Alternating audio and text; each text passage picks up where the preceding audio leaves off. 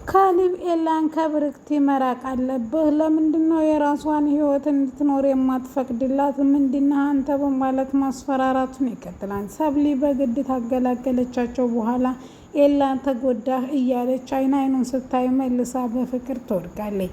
ይህንን ጊዜ ሀብሏ ላይ ያለው ሀብል የጆኒ ስጦታ የአዲስ ዓመት ስጦታ ይወርቅባታል። ሲወርቅባትም ሀብሉን አንስቶ በኪሶ አድርጎ ጆን እንዲያው ያደርጋል። አሰላሙ አለይኩም ወራህመቱላሂ ወበረካቱ። ውድና የተከበራችሁ የቻናላችን ቤተሰቦች እንዴት አደራችሁ? እንዴት ዋላችሁ? ሁላችሁንም ሰላም ሰላም ብያለሁ። ዛሬ ይዤላችሁ የመጣሁት አፍላ ፍቅር ድራማን ክፍል 270 ነው። እነሆ እንድትከታተሉ ጋበዝኳችሁ። ወዳችሁ ፈቅዳችሁ ስለምትከታተሉ ከልብ አመሰግናለሁ። ቤዝቲ ያሬድን ከእንግዲህ ወዳ እንደዚህ የምንቀጥል ከሆነ የእንግዲህ የመጨረሻዬን ውሳኔ ላሳውቅ እፈልጋለሁ። አንተም አስበህበት እንድታሳውቀኝ እፈልጋለሁ በማለት አናግራው ትሄዳለች። ኪያ ሰብሊን እነሱን እንድትከታተል የተቀጠረ ከነመኮንን ዘንድ ስኮን ስታያቸው ግን በጣም አሳዝነዋት ማቃጠሩን ትታ እንዲሁም ሄለንን ብቻ ስላገኛት ብቻ ትናገራለች። መኮንን ያየሽውን ሁሉ ተናገሪ ቢላትም ነገር ግን ያየችው ነገር በጣም የሚያሳዝንና ልብ የሚነካ ሲሆን ትታቸዋለች። ለዛሬ ኪያ እንደደወለችና ለመኮንን እንዳሳወቀችው ሄለን የነሱ ሜሴንጀርና እንዲሁም አላላኪ መሆኗን ስታቅም ነግራ ሁሉንም ነገር እንደሚያስተካክል ይነግራታል። ሰብሊ ያሬድን ቤዝቲ ያሬድን ተንግዲህ ወዳ አንተ እንደዚህ የምትቀጥል ከሆነ እኔ ትምህርት ቤት ለመቀየር እገደዳለሁ። ከትምህርት ተነገ ጀምሮ እዚህ ትምህርት ቤት አይኔን አታየውም በማለት መልስ ተጠራጥል። ያሬድ ቀደም ሲል ሄሉን አግኝቷት እኔ እንግዲህ ወዳ የእስከዛሬው ስህተታችንን ሁላችንም አርመን ወደ ትምህርታችንም መዘንበል አለብን። ሁለተኛ የዚህ ዓመት ተማሪዎች 12ኛ ነን። ስለዚህ በደረጃና ጥሩ ውጤት በማምጣት መማር እንዳለባቸው ያናግራታል። በተለይ ቤዝቲ የውጤት አምጭና ውጤታማ ተማሪ እንደነበረችና እንደ ድሮ እንዲቀጠል እንደሚፈልግ ያናግራታል። ወዳና ፈቅዳ እንዳልሆነና በአንተ መጥፋት ምክንያት ደግሞ ብዙ የተሰቃየች ልጅ ብትሆንም ነገር ግን አሁን ያ ሁሉ ቅዠትና ፍቅር የመሰለ የሆነ የልጅነት ጫጫት እንጂ የእውነት ፍቅር አይደለም ሲል ለሄሉ ይነግራታል። ሄሉም ሄዳ ለቤዝቲ ሁሉንም ነገር ከነገረቻት በኋላ ነበረ ይህን ውሳኔ ወሰነችው። ምንም ያክል እንኳ ብትበሳጭም ነገር ግን ለውሳኔ እንድጠነክር የረዳት ይመስላል። ያሬድ ጋሽ ይህን እንደሚከታተለውና ሌላ ደግሞ ጦስ እንደሚመጣበት ቢያቅ እንጂ ስላወቀ እንጂ ቤዝቲን ፈጽሞ ጠልቷት እንደሆነ ማንም ሰው ያውቃል። ቤዝቲ በጣም የምታፈቅረውና በጣም የምታወደውን ሰው ማጣት እንዲህ ቀላል እንዳልሆነና በዚህ ሁኔታ ደግሞ 12ኛ ክፍልን ተፈትኖ ውጤት ማምጣት ዘበት የማይሳካ መሆኑን ገብቷታል። ምንም ነገር ማድረግ ያልቻለችው ኤላና ብርክቲ ደግሞ ምንም ማድረግ ያልቻለችው ሲሆን ሰብሊን እንዴት አድርጌ ላርቃት በማለት ማሰቧን ትቀጥላለች። አልሚ ፍቅረኛ ሆና ብትኖርም ነገር ግን ማንም ሰው እንደ ፍቅረኛ አርጓት ወይም ኤላ ራሱ ለአዲስ ዓመት ባል እንኳን አደረሰች ሳይላት የቆየ ሲሆን በጣም ተናዳለች። ዛሬ ደግሞ ተኤላ አጠገብ ራቄ በማለት ሰብሊ ብታገኛትም ነገር ግን ሽቶ ተጠቀብታ ወደ እሷ አጠገብ ስኬድም እሱም በሽቶዋ በጠረኗ ስለሚያውቃት ይህን ሽቶ እንዴት ብርክቴ አልከኝ ስትለውም ይህን ሽቶ እኮ ካንቺ ሌላ ማንም ሰው ሊያቀባው እንደማይችልና በጣም የምወደው ሽቶ ነው በማለት ያናግራታል። እሷም ተንግዲህ ወዳ እንግዲህ ይሄ ነገር ማለት ይሄ ታልጠላኸኝ ለምን አብረኸኝ አትኖርም ስትለው ትዝታችንን ለምን አናድስም ስትል ትዝታ እንዳመለካከቱ ይለያል። መልካም ትዝታ ቢኖርም መጥፎም ትዝታ እኔ ባንቺ ልብ ውስጥ ያለኝን ትዝታ መቼም ቢሆን ማጣትና እንዲያጣውም አልፈልግም በማለት ትናገራለች።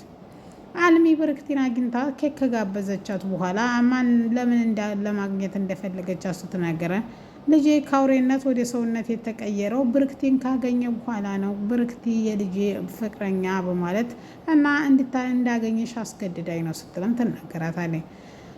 ሴቶች ተከቧን እዛ እንኳ ብቻችንን ነበር፣ እዚህ ግን በሴቶች ተከቧን። አንዷ ሰብለ ስትባል ፍቅረኛ ያላት ሴት ስትሆን ሁለተኛዋ ደግሞ አልሚ ትባላለች። ነገር ግን እሱ እንኳ የሚያፈቅራት አይመስለኝም። ሰብሊን ግን ሳይወዳት አይቀርም። እጅጉኑ ስጋት ውስጥ ከቶኛም በማለት አይ ምንም ነገር አታስቢ፣ እሱ እኮ ካንቺ ሌላ የሚያፈቅር እኮ አይደለም ስትልም፣ ነገር ግን የሆነ ነገር የሚያውቅና የደበቀኝ ይመስለኛል ስትልም፣ እሱን ታዲያ እንዴትን ያውቃለው ራሱን ጠይቂው ብትላትም፣ አልሚ ግን የምታውቂው ነገር ካለ እባክሽ ንገሪ ስትላትም፣ አልሚ ምንም ነገር እንደማታውቅ ትነግራታለች። ጀሪ ቤዚትን አግኝታ የሆነውን ነገር ሁሉ ያን አሳማ እንዴት አረግሽ ስትላትም፣ እሷ ግን አሳማ ለምን እንደዛ ታያለሽ? አንቺ ቆይ ደስ ብሎኛል ተመችቶኛል ብለሽ የለም ወይ? ለምንድን ነው እንደዛ የምታረጊው ብትልም፣ አዎ ተመችቶኛል በእርግጥም፣ ነገር ግን አንቺ የነገርሽኝን ወይም ከሀና ጋር የነበረውን ግንኙነት ሳስብ እንዲጠላው ይረዳኛል ብዬ ልክ ልኩ ድረስ ነገርኩት በማለት ትናገራለች። ባርኮት ዛሬም እንግዲህ በናታን እጅ እየተደበደበና አፍንጫውን ደም በደም የተሆነ ሲሆን ከመሲ አጠገብ ራቅ ቢለውም ነገር ግን ከመሲ አጠገብ እንዴት እርቃለሁ? ልርቅም አልችልም። ተንግዶ ዳኮ እሷ ፍቅረኛዋ ናት። አንተ ደግሞ እንደ ወንድም መፈተንና ያለብህን ኃላፊነት ተወጥተህ ተንግዶ ዳ ልትሆን ይገባን ሲልም፣ መቼም ቢሆን ከእሷ ጋር መሆን እንደማችል እነግርሃለሁ ሲልም፣ ለምን ሲልም እንግዲህ እሷን የማንም ሆና ማየት አልችልም በማለት ብዙ ይናገራል። ሊያወጣጡትና ለምን ብለው ቢጠይቁትም ናታ ግን ልቡን ለማሸነፍ ሞክሮ በምላሱ አይ እኔ እንደዛ ሲሆን ይድ ወዳሻን ብዬ ነው በፍቅር ታውሬያሽ እኮ የነገ ህይወትሽ እንዳይበላሽ ነው በማለት ያፍታላታል። ምንም ያክል እንኳ በባርኮት ላይ የሆነ ስህተት ቢፈልግም ነገር ግን እስካሁን ነገር ምንም ነገር ያላገኘበት ቢሆንም ኪያን አናግሯት በውሸት አፈቀርኩህ ወይም እሷ ልክ መሲ ስታየው እንድትስሚውና እንድታቅፊው እፈልጋለሁ። ስለዚህ የዛ ጊዜ መሲ ለምን ለአንድም ለመጨረሻም ጊዜ እንትን ትለዋለች በማለት ያናግራታል። እሷም ኪያም እንግዲህ የተወሰነ ገንዘብ መክፈል እንዳለበት ነግረው በሀሳቧን ለዛሬ በአካልና እንዲሁም ስሙን ጠይቀው ተተዋወቀችው በኋላ ቀጣይ ስራዋን ነገ እንደምትጀምርና ተነገ ወዳ እንደምትጀምር ታናገራለች። ናታንም በሀሳቧ ተስማምቶ ኤላን ሲያናግረው ኤላ ግን የሚሳካልህ ይመስልሃል ሲለውም አዎ ይመስለኛል፣ በምንም ጉዳይ ቢሆን ምንም ብዬ ምንም ከእሷና እሱም መለያየት አለብኝ ሲል ይናገራል። እነሱን ሁለቱ እንዲለያዩ ለምንድን ነው የፈለግከው? አንተ ካላፈቀርካት ለምን የራሷን ህይወት እንድትኖር አትፈቅድላትም? ቢልም እኔ አላፈቅራትም በማለት ዛሬ መሸምጠጡን ተስቷል።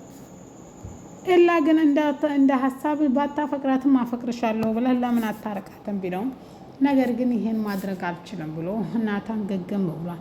ሄቨንና ኢዮስያስ በፍቅር ሁለቱም የወደቁ ሲሆን ነገር ግን ኢዮስያስ አፍቃሪ የሆነችው ቤቲሻ ለአባትሽ ተናግሬ ከትምህርት ቤት እንዲባረር አደርጋለሁ ስላለቻት ከኢዮስያስ ጋር አብራ መሆኑን ብትፈልገውም ነገር ግን አንድ ሰው ወይም ሌላ ሰው ካየ ቲቸር በቃሉ ሳይቀር ካያቸው ለአባቷ ተናግረው ከትምህርት ቤት ሊባረር ስለሚችልና እንዲሁም በሷ ምክንያት ማንም ሰው መጎዳት የለበትም ብላ ስለምታምን ይሄ ነገር መሆን የለበትም ብላ ገግማለች። ነገር ግን ኢዮስያስ ለአንቺ ላመንኩበት ነገር እኔ ኢዮስያስ ምንም ነገር እንደማደርግ ግልጽ ነው።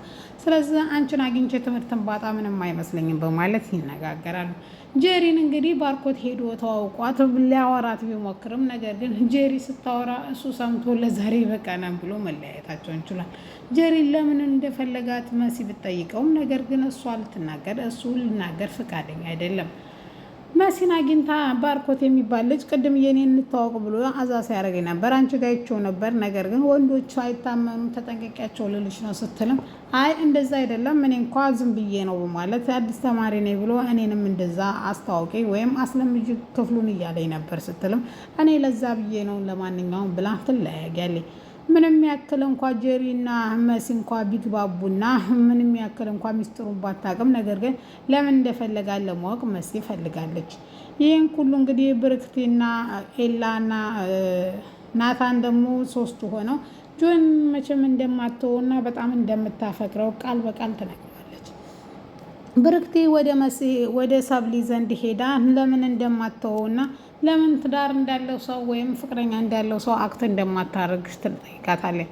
እሷም ተንግዶዳ አንቺ ህይወት ውስጥ አልገባም ብትልም ነገር ግን ከሱ ስር አላጣሽም በማለት ትላታለች። ጆንም እንግዲህ ከኋላ ይዞ አይኗን ይዘው እኔ ማኔ ሲላት ኤላ ልትል ብላ አይ እናቴ አትዋረጅ ሲላት ጆኔ ሲልም እንዴት እኔ እንድጠሪ ቻልሽ ሲላትም ሁሌም የሚያቅፉኝ እጆች እንዴት እዘነጋለሁ በማለት መልስ ትሰጣለች።